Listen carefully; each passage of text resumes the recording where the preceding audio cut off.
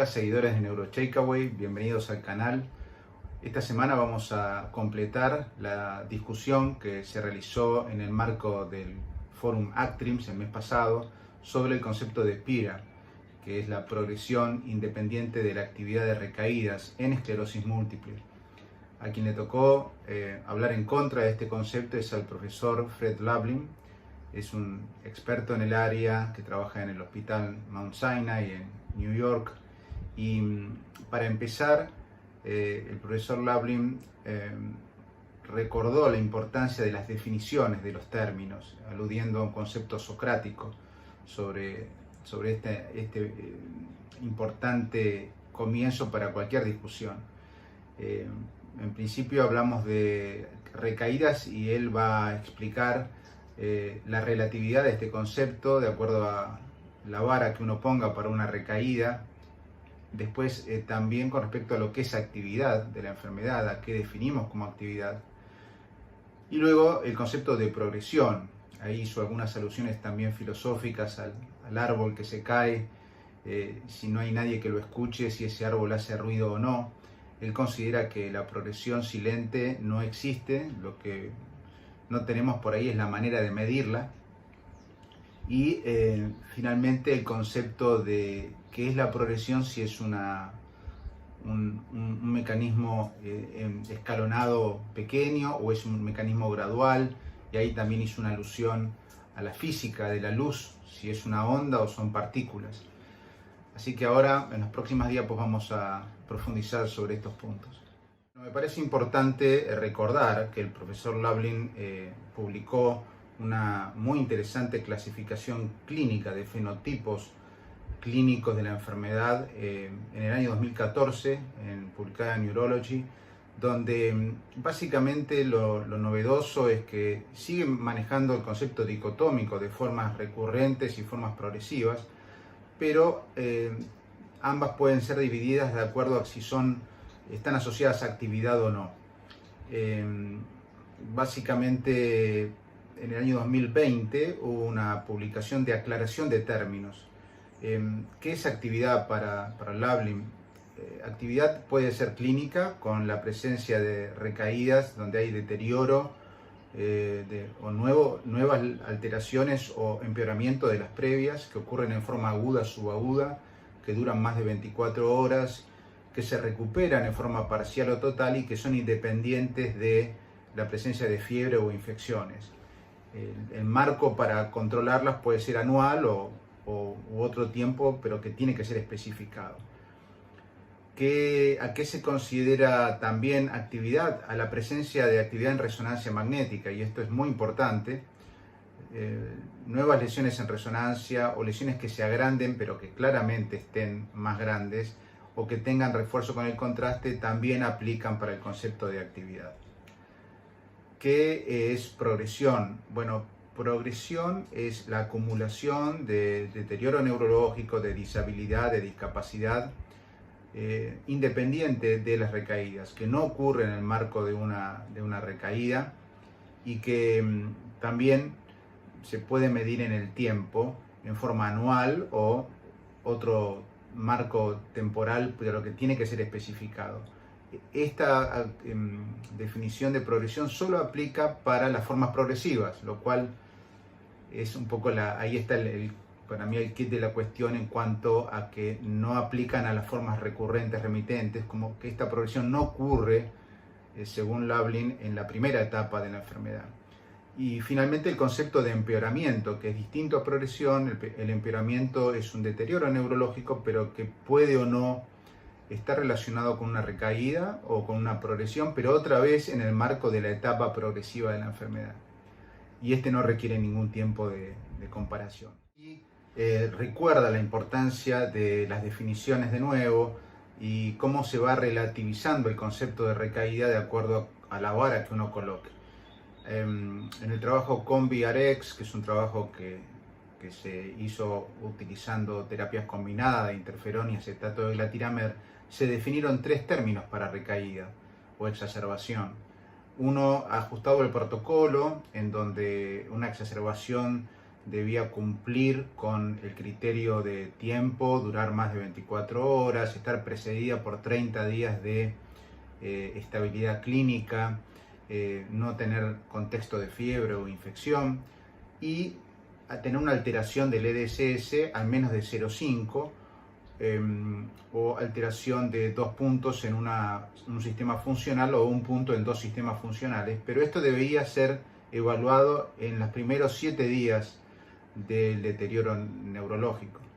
El mismo concepto de exacerbación no ajustado a protocolo no consideraba este límite de tiempo de 7 días, pero debía ser confirmado ese deterioro neurológico en el EDSS.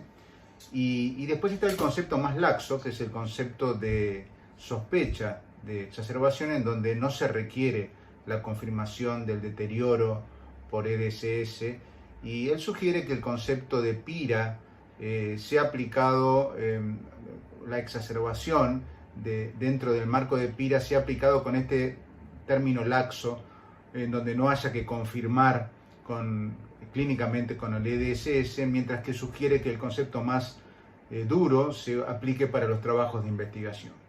Y en esta interesante diapositiva, Lablin muestra lo que podría llamarse el efecto magnificación, es decir, si uno le pone una lupa a ese periodo de tiempo de supuesta progresión, es decir, un deterioro independiente de recaídas, por ahí se encuentra con que hay un patrón escalonado, microescalonado. También él se pregunta si existe una diferencia fisiopatológica entre lo que es la recaída y la progresión, y bueno, es probable que sí. Es probable que el mecanismo de una recaída tenga más componente desmielinizante, inflamatorio, con participación de la inmunidad adaptativa, mientras que el mecanismo de la progresión sea más relacionado con degeneración, con muerte neuroaxonal y con la participación de la inmunidad innata. Aquí tenemos otro muy interesante modelo publicado en el año 2016 por Stephen Krieger, que es colega de Lablin, que es un modelo dinámico de interpretación de la enfermedad que particularmente me parece sumamente interesante, donde se manejan 3 variables. Una es un modelo de una pileta, como una pileta de natación, donde está el piso que está inclinado, ya que se considera que de acuerdo a la topografía de la lesión, y esto resalta la importancia de la topografía de una lesión en cuanto a su manifestación clínica. Las que están en la médula van a aparecer muy rápido, la clínica, o lo mismo en el nervio óptico. Las que están en el tronco, en el cerebelo, van a aparecer menos claramente, menos fácilmente, y finalmente las que están en los hemisferios cerebrales son las menos sintomáticas en general. Y se maneja el concepto de brote en cada una de las exacerbaciones, que puede o no emerger por encima del nivel del agua, y el nivel del agua, que es el concepto de la reserva funcional del cerebro, que tiende a disminuir lentamente. Entonces, lo que se plantea este modelo y lo que tiene que ver con el concepto de PIRA es que quizás este descenso del nivel del agua va haciendo emerger previos brotes y va como reviviendo la historia de brotes que habían quedado en forma subclínica. Me parece sumamente atractivo esta interpretación. Y en esta diapositiva, Lablin muestra la importancia de ser muy estricto con el término de progresión. Debe ser confirmada a los 3 y a los 6 meses y debe ser sostenida. No hay posibilidad de mejoría para que sea verdadera progresión.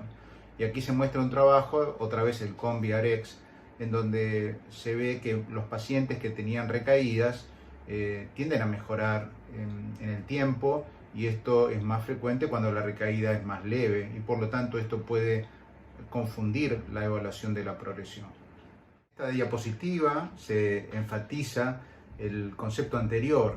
Esto está sacado también del mismo trabajo del COMBI-RX, y se muestra cuánto tiempo puede durar la rehabilitación de un brote, y esto puede llevar bastante tiempo, y por lo tanto desafía el concepto de progresión y exige definiciones muy claras para evitar errores. Ya sobre el final se hace dos preguntas trascendentes. La primera es si todas las formas de esclerosis múltiple tienen algo de progresión, lo cual es el corazón del concepto PIRA, y la respuesta de él es que no, por lo menos desde el punto de vista de cómo hoy podemos medir esa progresión. Y la segunda es si realmente importa cómo llega un paciente a un grado determinado de disabilidad, si es por progresión o por mecanismo de recaídas. Y la respuesta es que en realidad sí importa desde el punto de vista terapéutico, porque muchos de los fármacos con los cuales contamos hoy en día tienen muy buena función evitando recaídas, pero no tanto evitando la progresión. Para terminar, mostró este modelo de interpretación de la enfermedad que ratifica el concepto binario, en donde comienza este proceso con un síndrome radiológico aislado y luego puede tomar dos caminos. Uno es el de una manifestación, síndrome clínico aislado con una recaída inicial que continúa con una forma recurrente remitente, que a su vez puede evolucionar hacia una fase secundariamente progresiva o mantenerse estable y tener una forma incluso benigna. Por el otro lado tenemos la presentación directamente que va del RIS a una forma primariamente progresiva, pero que puede tener actividad o no en la evolución. Así que bueno, con esto terminamos esta interesante discusión. Los dejo pensando y ustedes decidan cuál es el veredicto. Nos vemos la próxima.